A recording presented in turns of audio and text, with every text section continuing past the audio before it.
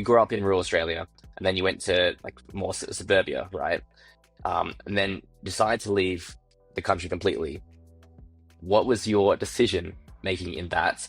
Did you at first just think about, I'm just going to go for a little bit and then come back, or what happened there?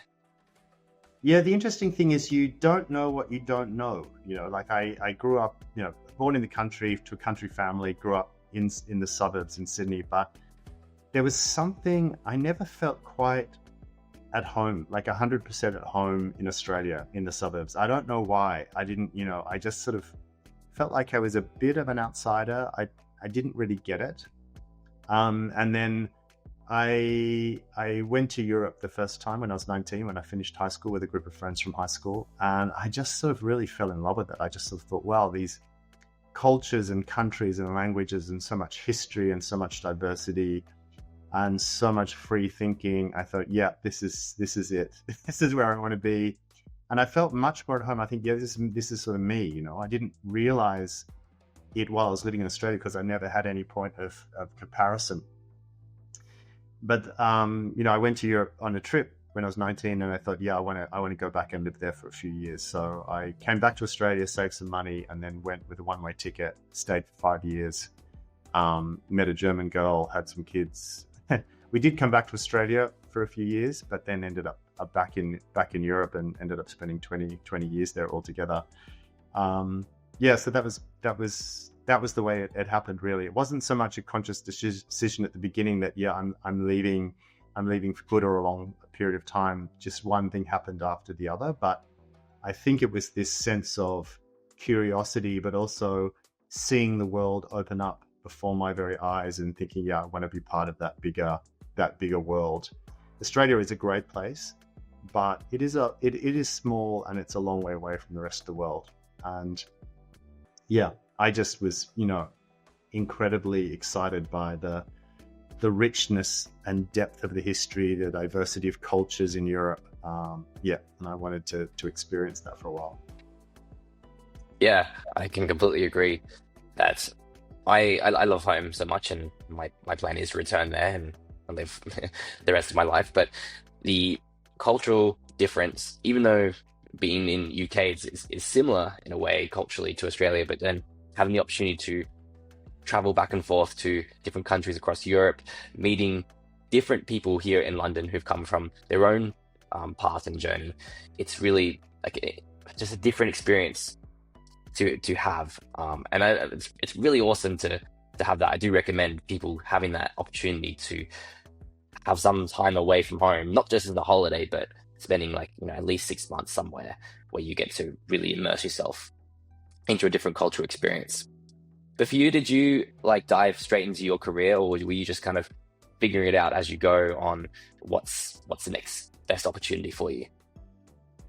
Yeah. I mean, I guess, was I lucky? I don't know. When I was studying visual communications, I was that guy that was always really interested in that meeting point between creativity and technology. So when they brought out the computer graphics programs, I was right there. This is my thing.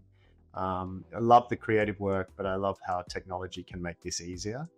So I became highly specialized in a particular computer graphics program, which, unbeknownst to me at the time, was just being released around the world. I was lucky enough to work for a very innovative Australian company that had one of the first of these computer graphics systems in the world. I had just come out of university and jumped on it and became an expert in it very quickly because I just loved it.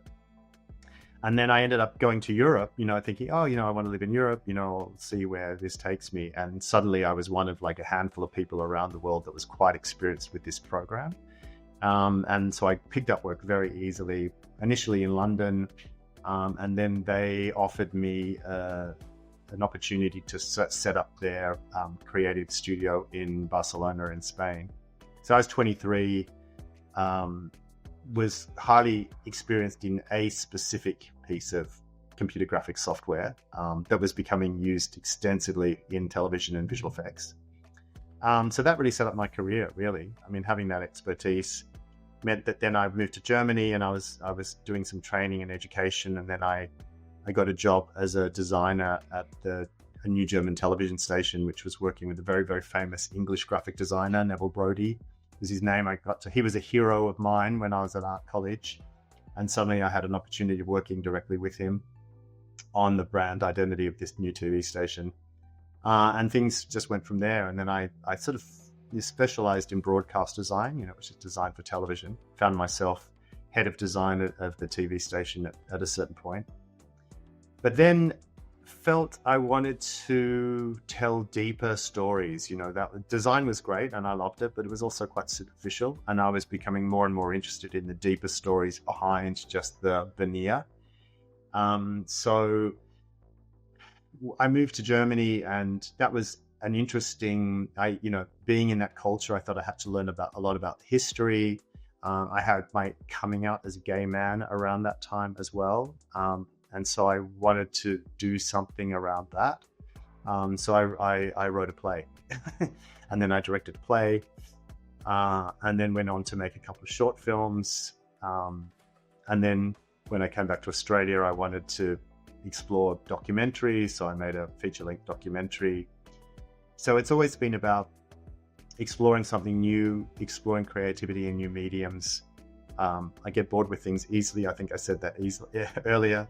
I remember when I wrote and directed the play in Germany, people sort of said, "Oh, are you going to become a theatre director now?" And I said, "Oh, no, I've done that. I want to do the next thing," which was, I was very keen to make a documentary. So yeah, that's the way things have unfolded. And then when I came back to Australia 12 years ago, I had started to get into education. I felt like it was a really good step at the time. I wanted to give back, enjoy working with young people and creating the opportunity for them to be as creative as possible. And then one thing led to another, and then I found myself here at the University of Technology heading up this master's program. But still have my own creative practice. Now it's simpler. Now it's painting. Painting and writing. But yeah, love being creative. It's been essential to my sense of self and my sense of self-worth. If I'm not doing something creative, usually I'm pretty down in the dumps. So Yeah, love to be doing creative stuff.